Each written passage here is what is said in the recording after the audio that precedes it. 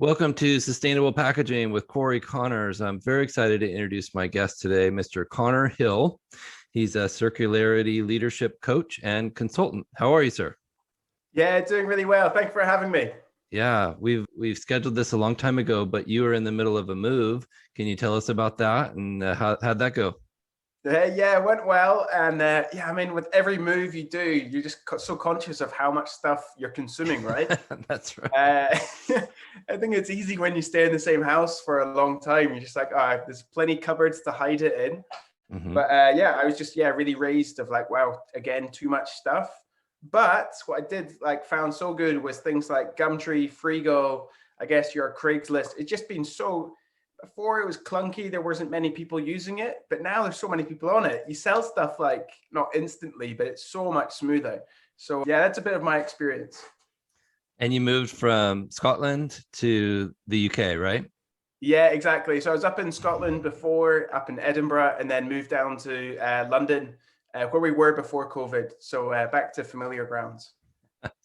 Well, I'm sure it's nice to be home Yeah, again. Yeah. So very excited to hear about your background and kind of how you got into sustainable packaging, sustainability, circular packaging. If you could kind of speak to your past, kind of your path to where you are now. yeah, of course. So I studied sustainability at university back in like 2006. So a while ago, and definitely a time when sustainability was not used as a word as much as it is now. So Wow. things have changed a lot in that period. I started my career with Marks and Spencers. For anyone who isn't aware of them, they're a UK retailer. They do food, fashion, furniture, and I don't know how many stores now, but they used to have around 500, 600 stores. So a big footprint, big parts of the community.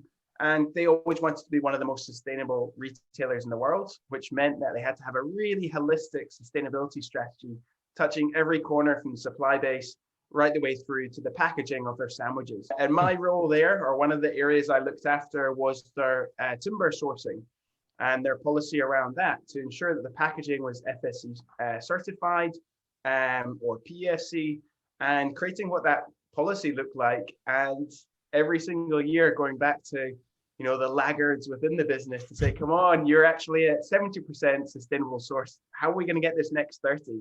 And we moved a lot in that time. But by the end, we're up in the high 90s, and we're looking at things like the fingernail abrasive paper that you use, which got like Wow. 3 layers or 3 different types of wood-based material. And we are trying to find that. So got really granular, and that's what that taught me. I was then with Adidas for 4 years, helping them with their sustainability and circularity strategy. What happens with all those products they sell at the end of their life, and trying to create some solutions there. And then really I went independent around this sort of time last year because I saw so many people on LinkedIn reaching out saying, Connor, can you help our business? And when you Hmm. work in house, as everyone will know, that's your job. And there's very little time to help other brands. So I thought, well, let's give this a go. Give it a go for 12 months. And we're going to sail through that 12-month window very, without thinking of going back in-house anyway for the next wee while.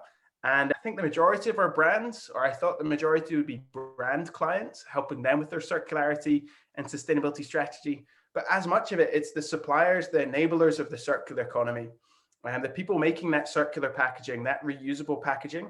And they want to understand how they get in the door at Adidas, how they get in the door at these big brands, so they Right. can really grow in the right way.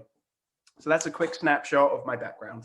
Well, that's a fascinating background. And I love that you've been, as you said, in-house and then now consulting outside of that business. Adidas is a huge company. Can you speak to a little bit of what your focus was there? Were you procuring materials for clothes and shoes or packaging or all things?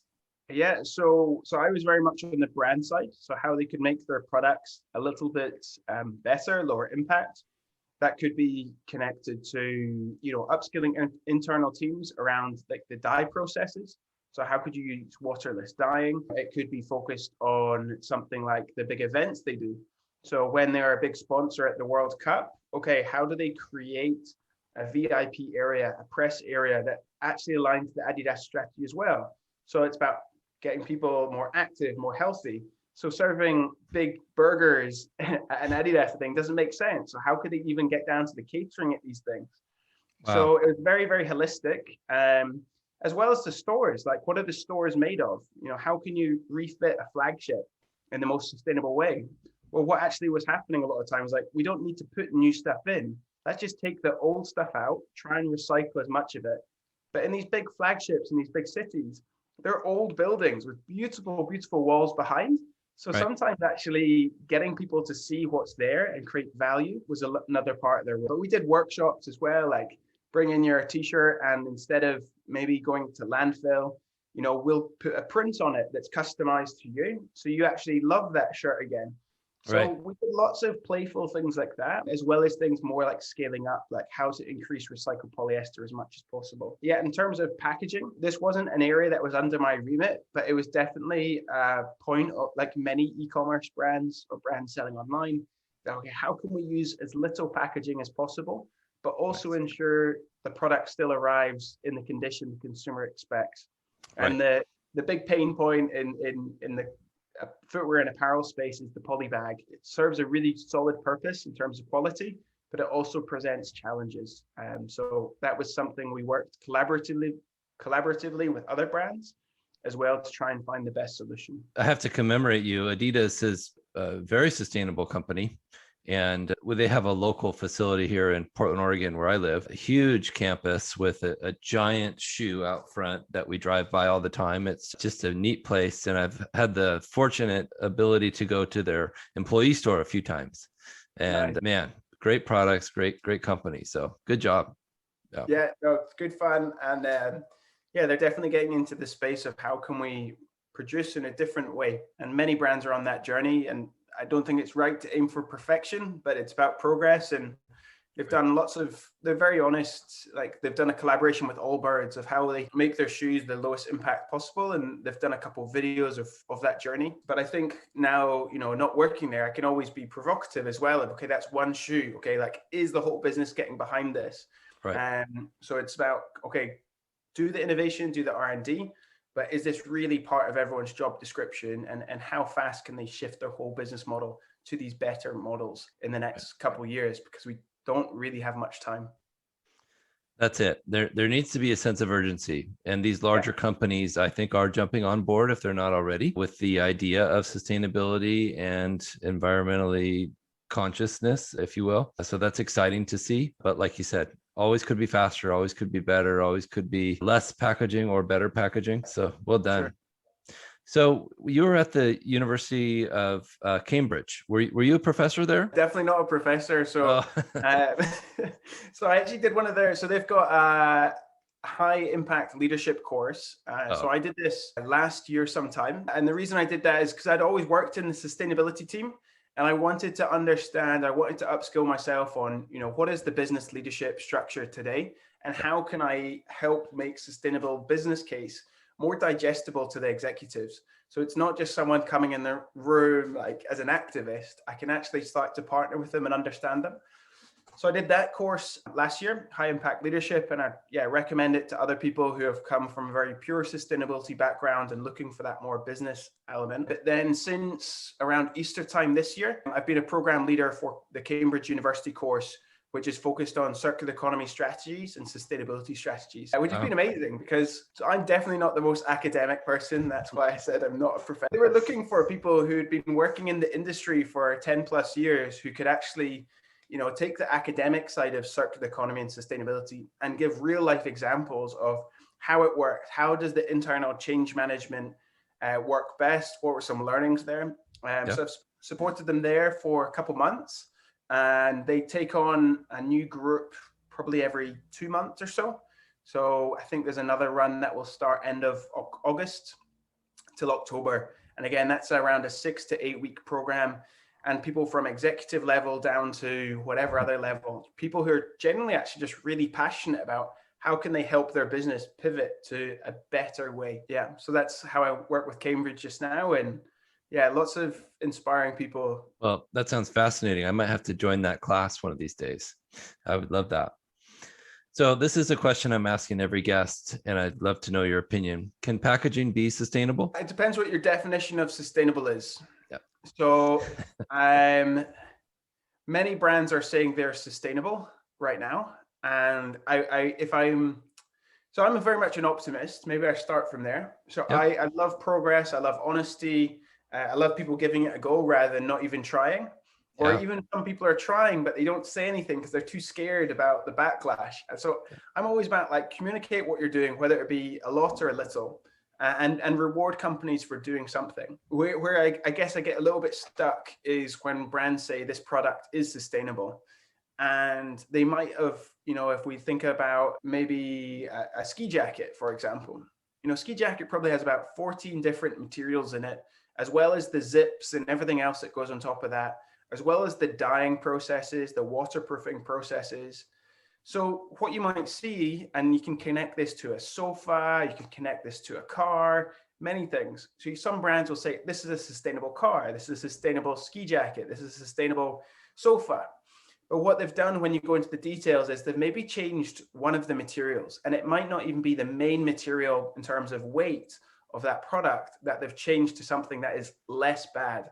So it doesn't even mean that that material is sustainable. It might just be coming from recycled sources. So I think that's where I struggle. And also I think consumers are just hugely confused that brands are saying this is a sustainable product, but when they look at it, they see it's got recycled and they think that's good, so I think it's a bit of a messy space. Can packaging be sustainable? I think it can definitely be lower impact than conventional methods. And there's obviously a huge scope there, huge gray space. Yeah. So yeah, for me, the best thing is no packaging, but Yeah. a lot of the time that's just not possible. I think it was yourself that was actually saying, Cory, when we spoke in Clubhouse, is certain retailers are looking at doing online deliveries without any packaging.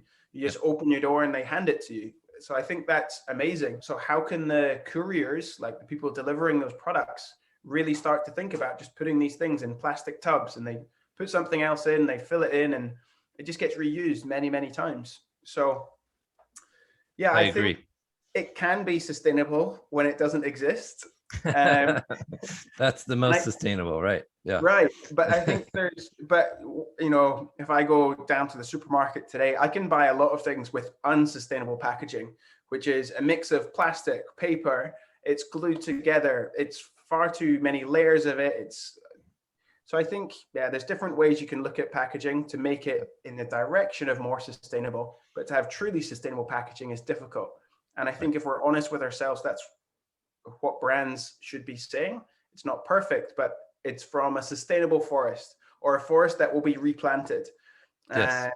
Now, and even just replanting a forest is one thing, but how are they actually increasing the biodiversity in that space? Are they replanting native species? What is the forestry management? So, but that's me getting a bit geeky, and the consumer doesn't need to know all of that. It's just, is the packaging better or worse than other packaging? And yeah, if we can help consumers with that, brilliant.